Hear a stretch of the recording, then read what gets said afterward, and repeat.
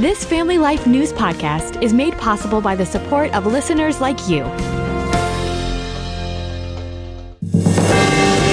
It's the Noon Report from Family Life, bringing a Christian worldview to what's happening in New York, Pennsylvania, across the country, and around the world.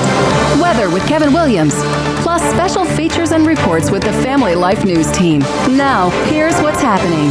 Peace in the Middle East? Maybe, maybe not. Good afternoon. Welcome aboard. Yes, still a lot of moving parts in the Middle East today. Just hours after a ceasefire was announced to end the 12-day war between Israel and Iran, a wave of ballistic missiles struck Israel. They were fired from Iran. The big question is, who fired them? A family of 4 was killed in a bomb shelter in Beersheba. U.S. Ambassador to Israel, Mike Huckabee. If Iran thinks that they can violate the ceasefire, if they can go ahead and just keep doing what they've been doing and building a nuclear weapon, they'll find out that with President Trump, he's not playing. Victoria Coates with the Heritage Foundation says President Trump has been patient with Iran, but that patience has limits. His patience, as we've discovered, is not infinite.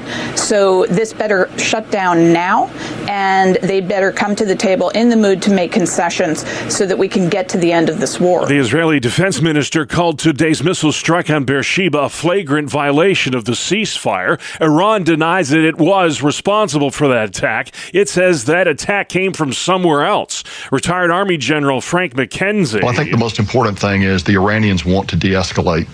This war has not gone well from them. They've been substantively defeated in virtually everything they've tried, and so they want off. And I would argue that it's too soon to tell if this truce is going to hold. President Trump accusing both Iran and Israel of violating the terms of the truce. I'm not happy with Israel. You know, when I say, okay, now you have 12 hours, you don't go out in the first hour and just drop everything you have on them. So I'm not happy with them. I'm not happy with Iran either. The president adding these guys need to, quote, calm down. He was speaking to reporters before boarding Air Force One for a NATO summit in the Netherlands. More on that from reporter Stacey Lynn. The president and other foreign leaders will meet in The Hague for discussions on numerous foreign policy issues. But global tensions in Iran will likely dominate. Former U.S. Ambassador to NATO, Kay Bailey Hutchinson. We cannot have a terrorist country with a nuclear weapon. We know what Iran can do, and Iran and its proxies are one.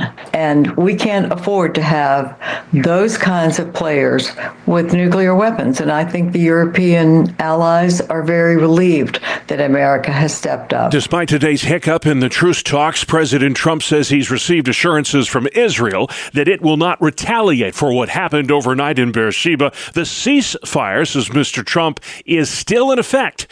He added that Iran will never rebuild its nuclear program either, saying those sites that were bombed on Saturday are buried under a rock today. The FBI says it is remaining vigilant against Iran-backed terror plots in these United States. Republicans argue former President Joe Biden's open border policies allowed Iranian nationals to flood into this country illegally. There was a report of over 1,500 Iranian nationals that have entered the country illegally over the last several years. It's well over 1,000 have entered. Yes, I don't know if it's quite up to 1,500, but yes, it's well over 1,000 have entered our country.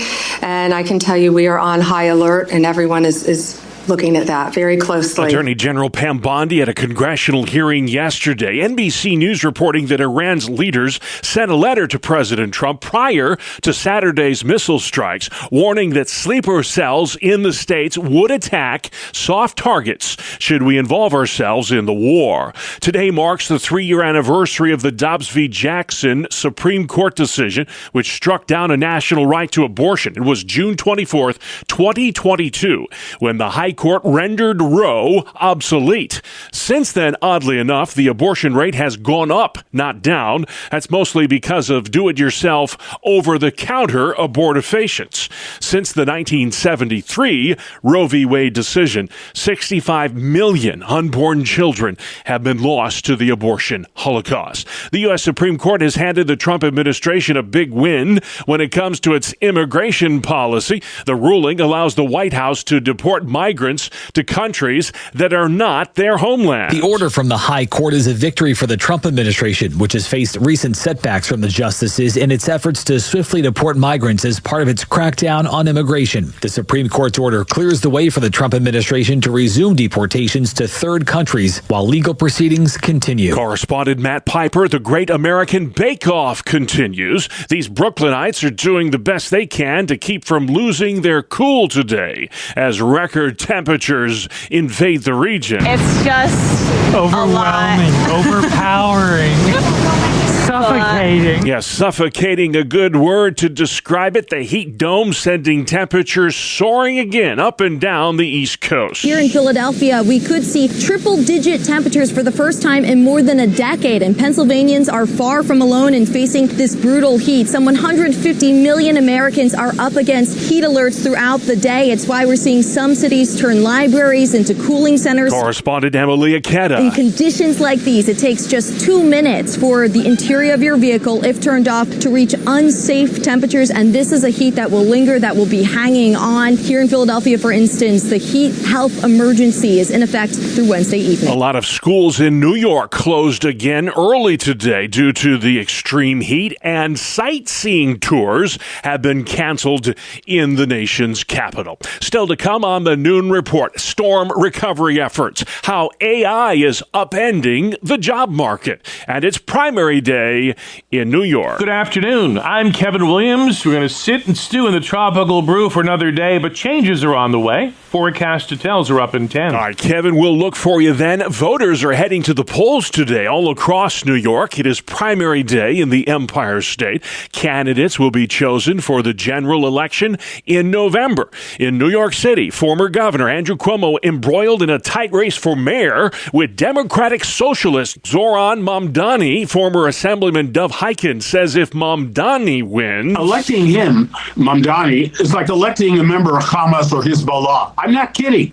I mean, you look at his record, the things that he has said, the things that he stands for, very, very dangerous on every level. That race could go down to the wire, as they say. There are also several key mayoral races in upstate cities like Rochester, Syracuse, and Buffalo. Family Life's Dee Haley has more from Buffalo. It's primary day in the city of Buffalo, and 5 men are vying for the Democratic nomination for mayor as the city prepares for new leadership following Byron Brown's departure last year. The candidates are acting mayor Chris Scanlon, Senator Sean Ryan, Anthony Tyson Thompson, Garnell Whitfield, and Councilmember Rashid Wyatt. Polls are open and will remain open until 9 o'clock tonight. To vote in this primary, you must be a registered Democrat living in the city of Buffalo. The victor will advance to November's general election. Dee Haley, Family Life News. Thank you, Dee. Thousands are still powerless from those killer storms that struck early Sunday in Oneida County, New York. A tornado with 100-plus mile-per-hour winds was on the ground for 2 miles in central New York.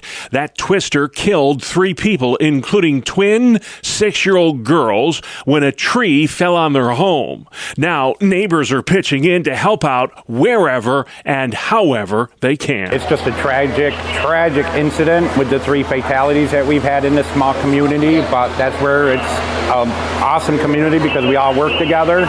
We're all here for everybody. Oneida County Executive Anthony Picenti says first responders are distributing emergency supplies to storm victims. He's declared a 30-day state of emergency. National Grid has set up a water distribution center. The Red Cross has also set up a 24-hour shelter at St. Joseph's Church in Lee Center. Lee Center is a suburb of Rome, New York. It could be another day or two before power is fully restored in Oneida County, and it can't come soon enough with extreme heat bearing down once again. Energy experts say you can reduce the impact of the hot stuff by keeping your windows shut and blinds closed during the heat of the day. Gas prices will be something to keep an eye on as the situation remains tenuous between Israel and Iran in the Middle East. The government of Iran is threatening to shut down the Strait of Hormuz, where 20% of all the oil that's produced on this planet passes through every day.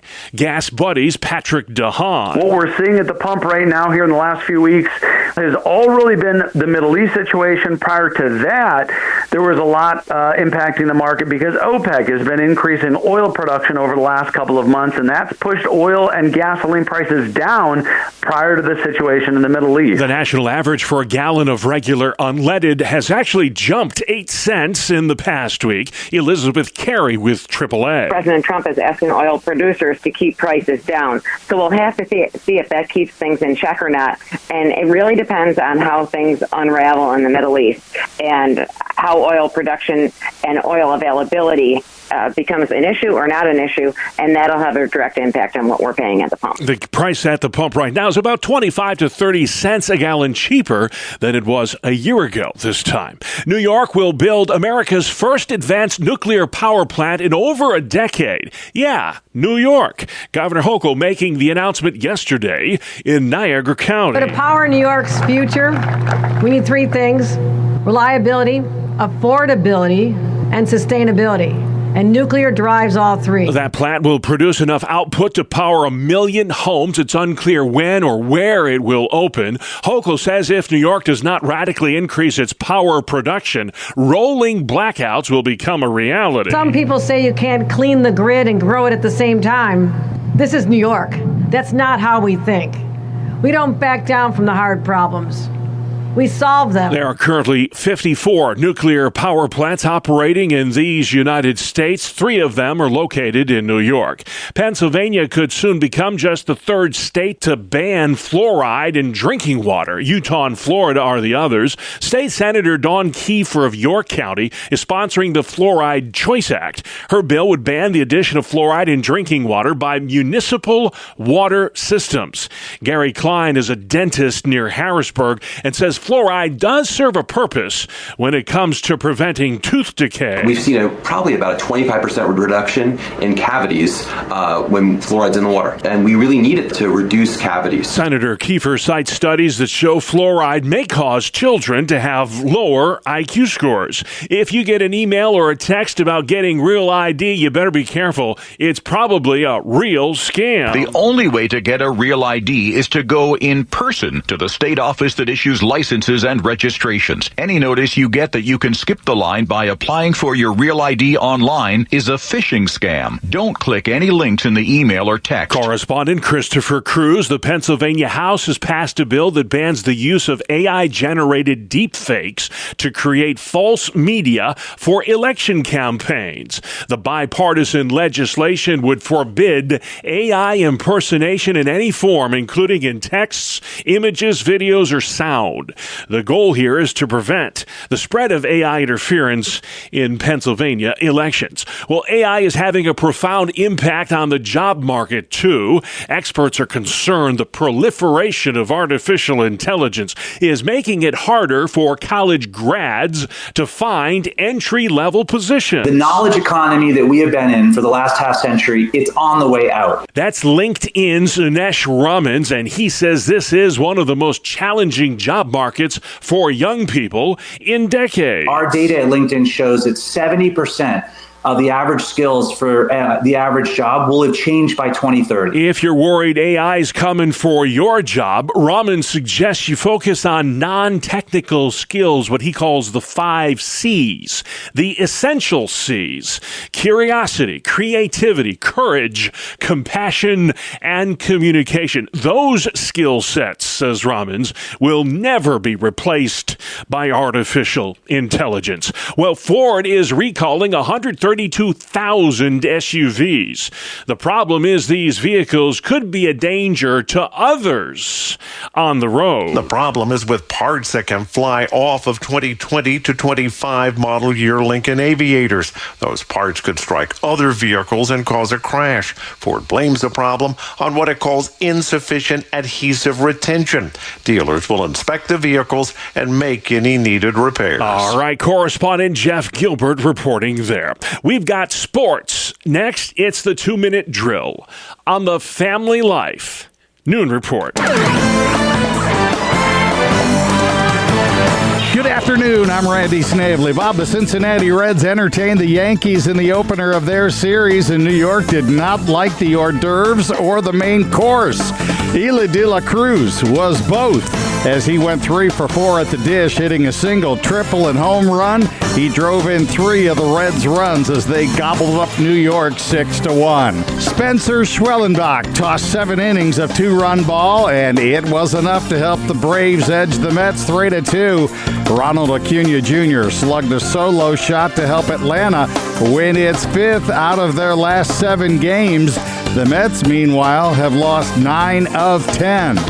Pirates got an RBI triple from Isaiah Kiner-Falefa, and they scored the go-ahead run in the 6th inning, then held on from there to edge the Brewers in Milwaukee 5-4. Elsewhere around baseball, Cal Raleigh hit his Major League leading 32nd home run as Seattle pounded the Twins 11-2. Jackson Holliday hit a 3-run shot and drove in the O's' first 4 runs.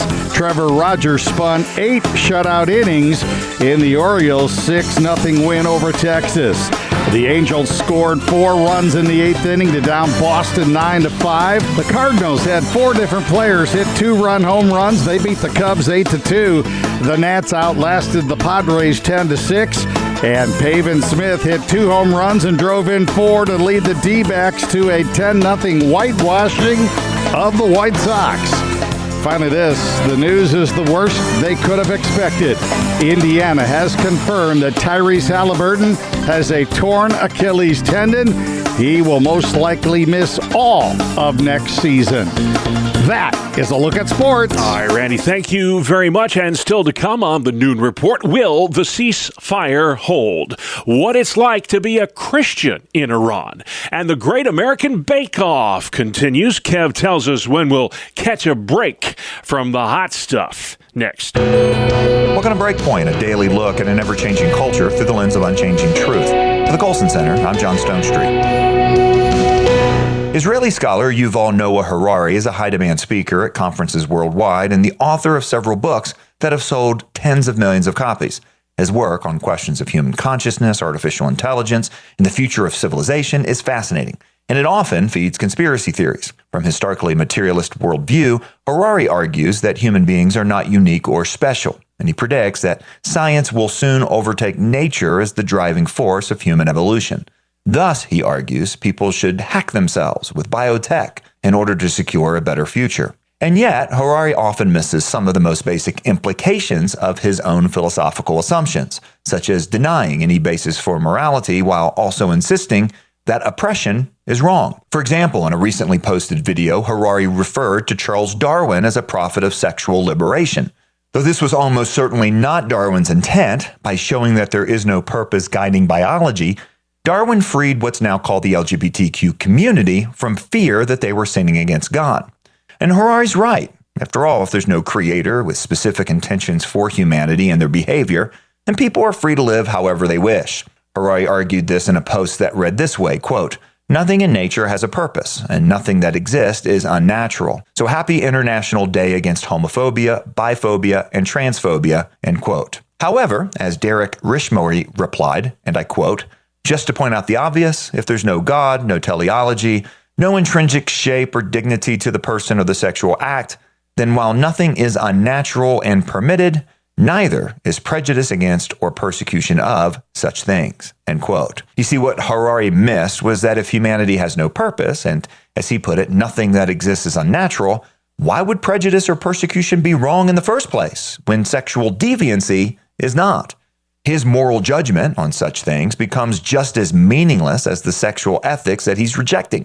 By removing the very concept of evil, Harari has no way to call anything evil at all. Now, Francis Schaeffer articulated this same line of thought back in 1972 in his book, He's There and He Is Not Silent. Schaeffer argued that a world without God is left empty. It's not just that a physical world can never self-create, although that's true. It's that without God, those things that make life worth living become meaningless. Beauty, knowledge, truth, these are all meaningless in a universe that's merely matter in motion. In such a world, a sunset is not really beautiful. A fact cannot truly be known, and our deepest loves are illusions of our chemistry. Atheists often quip that if you need a god or the fear of hell to be a good person, then you're not really a good person. But that misses the point. When Christians say there's no morality without God, we don't mean that without punishment we cannot be good. We mean that without God there's no such thing as good. When Harari and his fellow materialists insist that humans are just random interactions of subatomic particles, then all claims about justice and oppression are reduced to mere personal preference.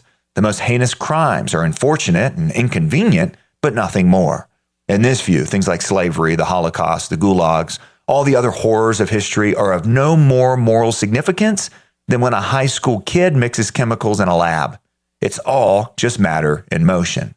In other words, losing God doesn't just mean losing our religion. It also means losing our morality, losing our meaning, and ultimately it means losing our humanity. For the Colson Center, I'm John Stonestreet with Breakpoint. All right, John, thank you very much. Let's head outside next. Meteorologist Kevin Williams. Here is your family life weather forecast for this afternoon. It's hot, it's steamy, hazy sunshine. Can't rule out a thunderstorm in parts of western and central New York, though. High temps, upper 80s and 90s, record territory for sun. Patchy clouds tonight, low temps around 70. For tomorrow and Thursday, variable clouds and sun, couple of showers and thunderstorms. Not as warm and turning less humid. High tomorrow, 80s. The high Thursday, 70s and lower 80s. All right, Kevin, thank you. This is the Noon Report on Family Life. I'm your host, Bob Price, and the weather is our top story this Tuesday, the 24th of June. Half the country right now sweltering under a dangerous heat dome. So hot, in fact, that the Washington Monument is closed for tours today. Roads buckled in North Jersey Monday, and Philadelphia will see triple-digit temperatures today for the first time in over a decade. This heat is not for the faint of heart. Correspondent Emily Aketa says New York City will break a 12-year-old temperature record this afternoon. You could say much of America is reaching their boiling point over this record heat, so I had to bring back my thermometer. It's something we are watching. New York City poised to reach 100 degrees and break it before even Houston, Texas does this year. Paired with it, unhealthy air quality alerts as the worst of this heat wave moves in. Many schools in the Family Life listening area releasing students early again today due to the excessive heat. These moms in suburban Rochester are all for that. Good idea for some classrooms. Like classrooms get really hot if they don't have air conditioning or central air, and it really is unsafe for the kids. And it's, nobody is learning in that environment either. So I completely understand it. It gets really hot in schools. They don't always have the ACs. The fans only do so much. Once it gets to a certain temperature, it's just going to push hot air around. The first heat wave of summer is not expected to break until tomorrow. The stifling temperatures are taxing the nation's power grid, too. Experts recommend avoid running appliances during the hottest part of the day, and if you can, pull your shades and shut your windows to conserve that AC if you're fortunate enough to have it. It's primary day in New York, and the Democratic mayor's race in New York City is the big ticket item. A self-proclaimed socialist is running neck and neck with a former governor for the right to advance to the November general election.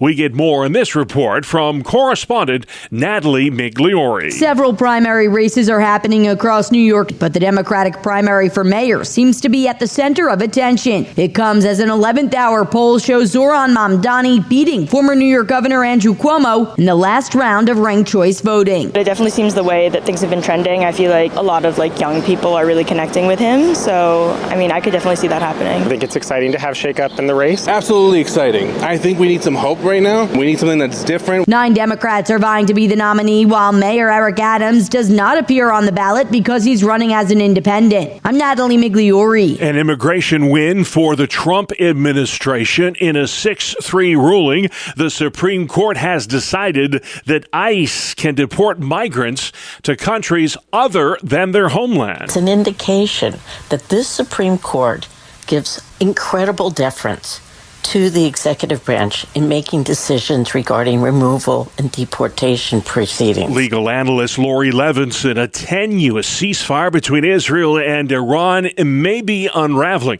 after a deadly attack on an Israeli apartment building overnight in the biblical city of Beersheba.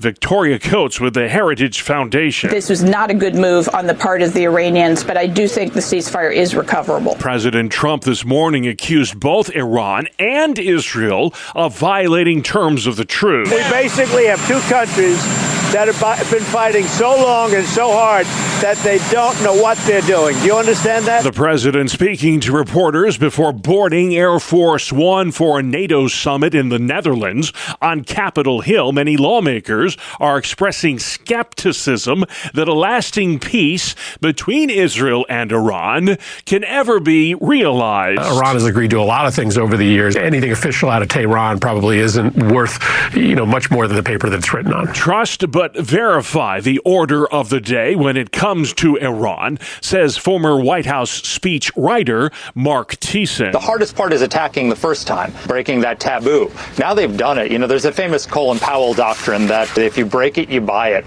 No, actually, you can break it over and over and over again, and you don't have to buy it. The Iranian nuclear chief said yesterday, we're going to start up our nuclear program again. Good luck to you. If we start seeing that they're just starting their nuclear program again, Israel's going to whack them, and maybe the U.S. will too. So we want to keep our boots on their necks. That's former Bush speechwriter Mark Thiessen. Now, despite overnight developments in the Middle East, the commander-in-chief says he has received assurances from Israel that it will not retaliate for the Iranian missile strikes on Beersheba, and the ceasefire, says Mr. Trump, is still in effect. He also added today that Iran's nuclear program has been completely destroyed. He says those sites that were bombed back on Saturday are under rock today.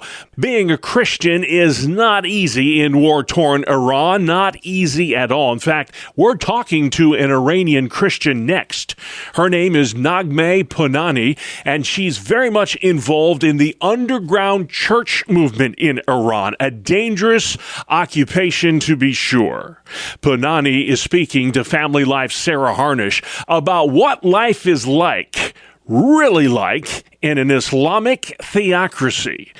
Here's some of their conversation. The Iranian people feel like they have been taken hostage by the Islamic government of Iran. People need to know the Iranian people are different than the Iranian government. The Iranian people are not against Israel. They're not against the U.S. They want freedom. They want democracy. They've been fighting for it. They've been killed as a result, imprisoned, and the majority of Christians in Iran have converted from Islam to Christianity. And according to the Islamic law in Iran, it's the death penalty for them. So the Christians have been under oppression, under persecution, imprisonment, death, and torture since Iran became an Islamic republic in 1979. Talk to me about the Iranian underground Christian church. You have been in regular contact. You were part of that church before coming here to the United States.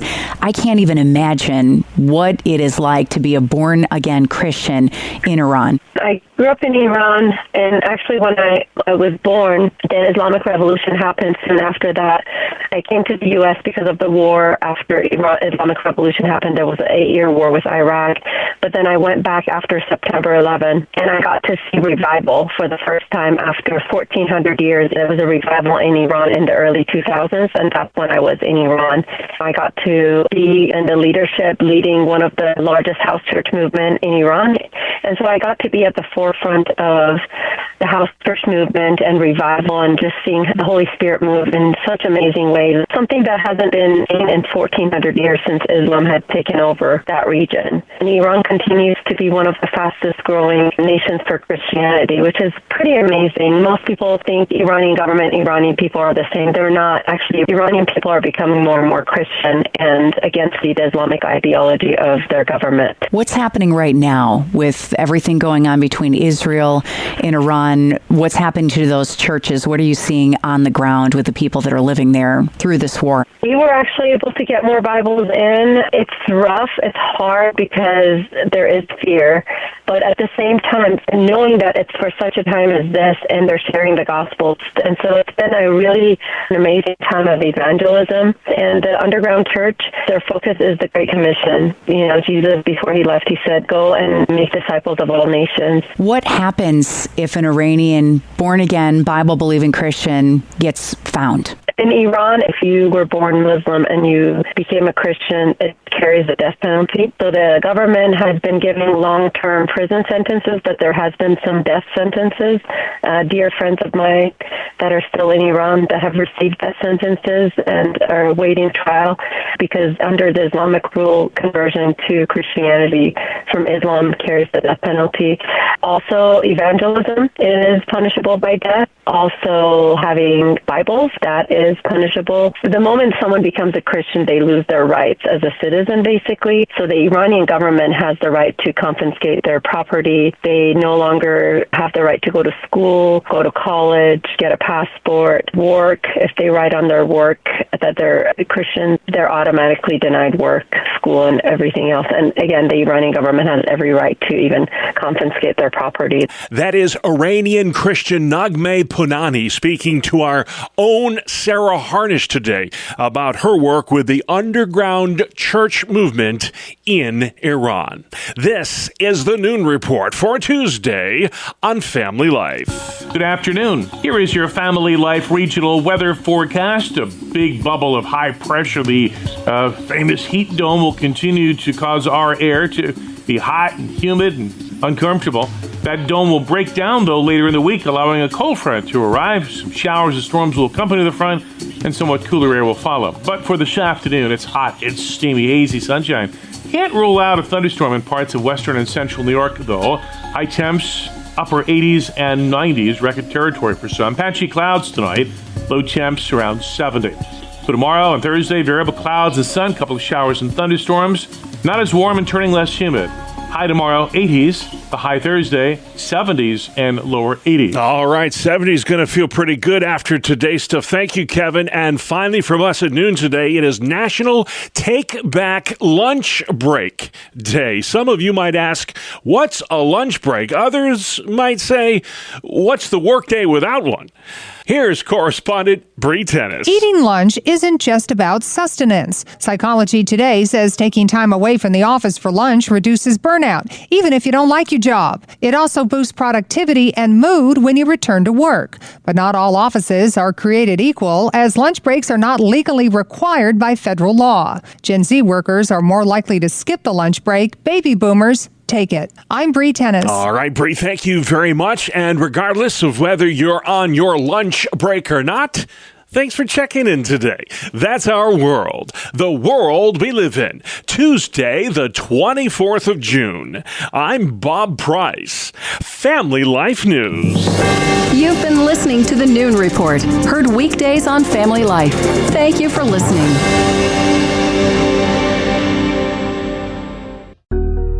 Thank you for listening to this Family Life News podcast.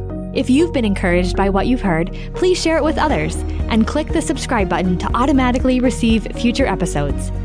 Family Life is a listener-supported ministry. Podcasts like this are made possible by your financial partnership. Find out more at familylife.org.